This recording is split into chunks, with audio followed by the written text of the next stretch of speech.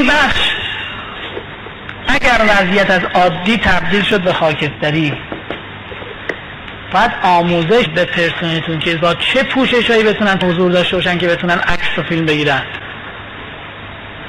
دید عکاسا رو اون صحنه جمعیت چجوری ولی اگه یه ذره ریش داشتی تو وسط جمعیت بودی تیکه تیکت میکردن. دیدید بچه بالایی چجوری تیکه تیکش کردن؟ اونا که این که نبودن که اونجا با تمام کینه غیر انقلابی از روز اول 58 که هرچی امام دستور داد اعدام کرده بودیم و بعدم زلزله و اینا، اون محصولش اون روز داشت میزد بیرون.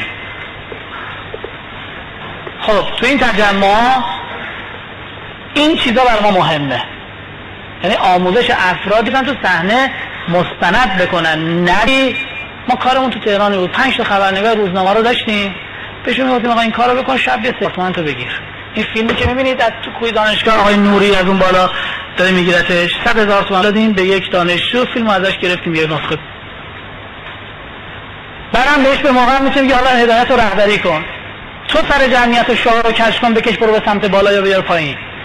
اگر بچه وزارت اطلاعات نبودم سه‌شنبه و نیرو، جمعیتی خیلی جاهای دیگه میره. من یادم یه صحنه رسیدم دیدم یک کسی بچه‌های قدر چی ریشا زده، آستین کوتاه داره میگه جنبش دانشجویی ما. گفتم ماشاءالله بعد این میشه اقتدار. بالاش که باشی خودت دیگه میچرخونیش. بیا نمونهش تجربه. یعنی شما میتونید رهبری کنید، هم قانون اینو میگه هم مجاز شرعن. فردایی نشه که بگم خود اینا اصلا شیشه کندن، نه، رهبری این هستش که شما جمعیت رو تو دستت بگیری، تو رهبران رو داخلشون بتونی شناسایی کنی. خیلی هم راحته. آقا این کارو نکن، این کاری که ما میگیم باید بکنی، این جنبش خلق، اینا حرفایی که همه میزنن شما باید یاد بگیری، از سطح باید آموزش بهش بدی. اگر اینا به وفاق نرسن تو کله هم میزنن یه مقطعی.